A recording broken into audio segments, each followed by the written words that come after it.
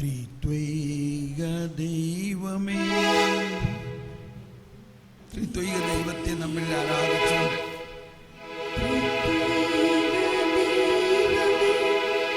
അങ്ങയുടെ ഹൃദയത്തിൽ എന്നെന്നും വാഴുന്നു എന്നു ഞാനറിയുന്നു. അങ്ങയെ കൂടാതെ ഒരു ജീവിക്കുവാൻ ഈ ഭൂമിയിൽ സാധ്യമല്ല.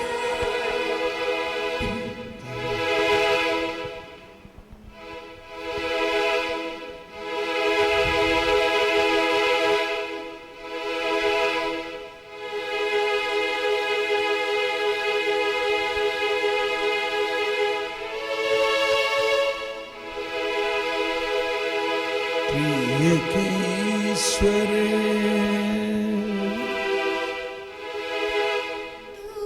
मेरे दिल में में सदा सदा बसता है.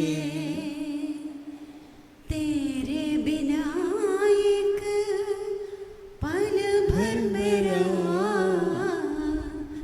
जीना भी मुश्किल है.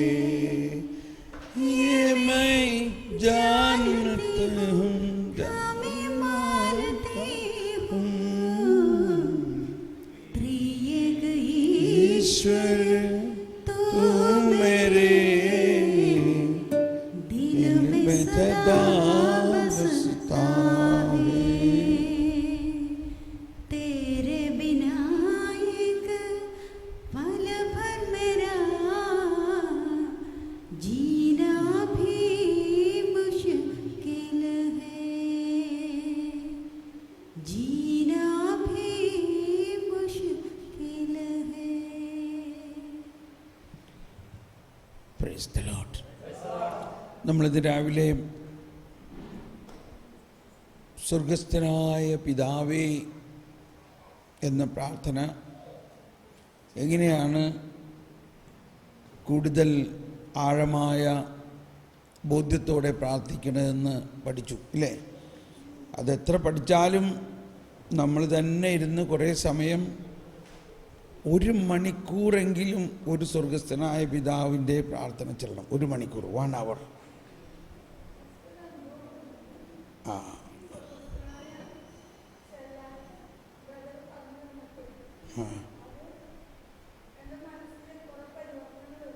ഒന്ന് പെട്ടെന്ന് ഇവിടെ വായോ, എന്നിട്ട് ഇവിടെ വന്ന് പറയും. എന്താണാവോ അനിത? ഇവിടെ കയറിയെന്നോ? ഞാൻ പ്രാർത്ഥന ചെല്ലാത്ത ആളല്ല, എന്നാലും പ്രാർത്ഥനയൊക്കെ ചെല്ലാറുണ്ട്. പക്ഷെ ഇത് ഇത്രയും മാത്രം അർത്ഥം ഉള്ളിലുണ്ട് എന്നുള്ളത് മനസ്സിലായപ്പോൾ സ്വർഗസ്ഥനായ പിതാവെ ചെല്ലുമ്പോൾ തന്നെ, ബ്രദർ പറഞ്ഞ ക്ലാസ് എടുക്കുമ്പോൾ തന്നെ ഞാൻ കരഞ്ഞു തുടങ്ങി. എൻ്റെ ഉള്ളിൽ കുറേ അപകർഷതാബോധങ്ങളുണ്ടായിരുന്നു. അതായത് ഞാൻ എൻ്റെ വീട്ടിൽ, നിങ്ങളെന്നെ കേട്ട് കഴിഞ്ഞാൽ ഞെട്ടിപ്പോവും, 12 മക്കളുള്ള കുടുംബമാണ് ഞങ്ങളുടെ വീട്. പക്ഷേ ആ 12 മക്കളിലെ ഏറ്റവും ലാസ്റ്റത്തെ ആൾ ഞാനാണ്. എനിക്ക് അമ്മയിൽ നിന്നോ സഹോദരങ്ങളിൽ നിന്നോ ഒരു നുള്ളുപോലും സ്നേഹം കിട്ടിയിരുന്നില്ല. അപ്പം ഞാൻ പറഞ്ഞിരുന്നു ഞാനൊരു വികലാംഗി. എൻ്റെ സഹോദരങ്ങൾ, മക്കൾ, സഹോദരങ്ങളുടെ വീടുകളിലെ പരിപാടികൾ അങ്ങനെയൊന്നും ഉണ്ടാവുമ്പോൾ എന്നെ വിളിക്കില്ല. കാരണം ഇങ്ങനെ ഒരു വികലാംഗി, ഒരു അനിയത്തി ഉണ്ട് എന്ന് പറയുന്നത് എൻ്റെ സഹോദരങ്ങൾക്ക്, ചേച്ചിമാർക്കും എല്ലാവർക്കും ഒരു കുറച്ചിലായിരുന്നു. അവരുടെ മക്കളുടെ കല്യാണമായാലും എന്ത് കാര്യമായാലും നമ്മളെ മാറ്റി നിർത്തും. അപ്പോൾ അന്നൊക്കെ ഞാൻ ഭയങ്കരമായിട്ട് വിഷമിച്ചിരുന്നു. എൻ്റെ വൈകല്യം ഒരു കുറവായി ഞാൻ കണ്ടിരുന്നു. പക്ഷേ ബ്രദർ പറഞ്ഞപ്പോൾ എനിക്ക് മനസ്സിലായി, എൻ്റെ വൈകല്യം എന്നെ ദൈവം എടുത്തുപയോഗിക്കാനായിരിക്കും. ദൈവത്തിൻ്റെ അനുഗ്രഹം എന്നിലൂടെയാവും. ചിലപ്പോൾ ഇതുവരെ എനിക്ക് മറ്റുള്ളവർ പറയുന്നുണ്ട് എങ്കിലും എനിക്ക് അത്ര തന്നെ ബോധ്യം വന്നിരുന്നില്ല. പക്ഷേ അത് ഇന്ന് ആ സ്വർഗസ്ഥനായ പിതാവ് ചൊല്ലുമ്പോൾ എന്നെ എത്രയോ വാത്സല്യത്തോടെയാണ് എൻ്റെ ദൈവം എന്നെ പരിപാലിക്കുന്നത്. എത്രയോ അധികം എൻ്റെ അമ്മയെക്കാളും എൻ്റെ സഹോദരങ്ങളെക്കാളും എൻ്റെ ഈ ലോകത്തിൽ ഒരാൾക്കും തരാത്ത അത്രയും സ്നേഹം എൻ്റെ ഈശോ എന്നെ തന്ന് സ്നേഹിക്കുന്നുണ്ട്. ഒരു ജോലിയില്ല, ഒരു വകതുമില്ല, പക്ഷെ എൻ്റെ ദൈവം ഒരു നേരത്തെ ഭക്ഷണത്തിന് പോലും മുട്ടില്ലാതെ, ഉടുക്കാൻ വസ്ത്രമില്ലാതെ, ഒന്നില്ലെങ്കിൽ ആരുടെയെങ്കിലും പഴയതെങ്കിലും കിട്ടിയിട്ട് ഞാൻ ഇട്ടിട്ട് പോകുന്നുണ്ട്. ഇപ്പം ഈ ഇട്ട വസ്ത്രം പോലും നാട്ടുകാർ തന്നപ്പോൾ വസ്ത്രം, എനിക്കത് പറയണോണ്ട് യാതൊരു ഇത്. പക്ഷേ എൻ്റെ ഞാൻ പ്രാർത്ഥിക്കാറുണ്ട്. ബ്രദർ പറഞ്ഞ മാതിരി സ്വർഗ്ഗസ്ഥനായ പിതാവ് എന്നുള്ളതിൻ്റെ ഭാഗം എനിക്കറിയില്ലായിരുന്നു, പ്രാർത്ഥിക്കേണ്ട വിധം എങ്ങനെയാണെന്നുള്ളത്. അത് ബ്രദർ പറഞ്ഞപ്പോഴാണ് മനസ്സിലായത്. പക്ഷേ ഞാനിങ്ങനെ പ്രാർത്ഥിക്കുമായിരുന്നു. അന്നു വേണ്ടുന്ന ആഹാരം എനിക്ക് ഭൗതികമായിട്ടുള്ളത് നീ എനിക്ക് തരുന്ന എനിക്കറിയാം, പക്ഷേ എനിക്ക് പരിശുദ്ധാത്മാവിൻ്റെ കൃപാവരങ്ങളും ദൈവത്തിൻ്റെ വചനവും എനിക്ക് വേണമെന്ന് ഞാൻ പറഞ്ഞ് പ്രാർത്ഥിക്കാറുണ്ട്.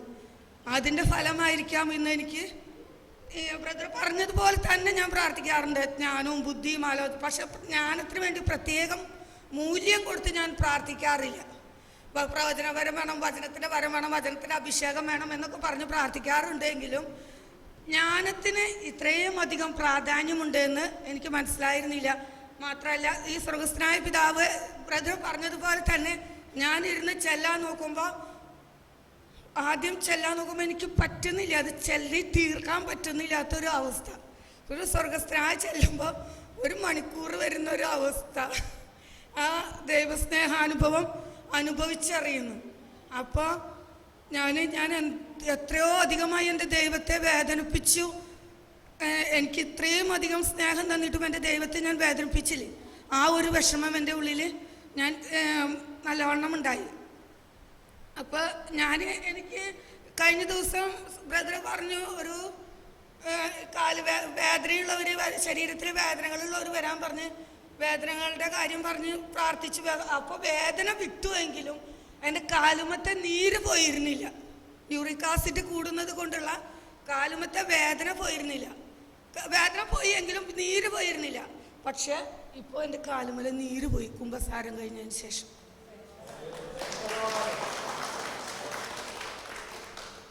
അപ്പോൾ എനിക്കൊരു ബോധ്യം കിട്ടി, എൻ്റെ ദൈവം എന്നെ ഒരു സാക്ഷിയാക്കാനോ എന്തിനെങ്കിലും എന്നെ ഉപയോഗിക്കാനായിരിക്കും.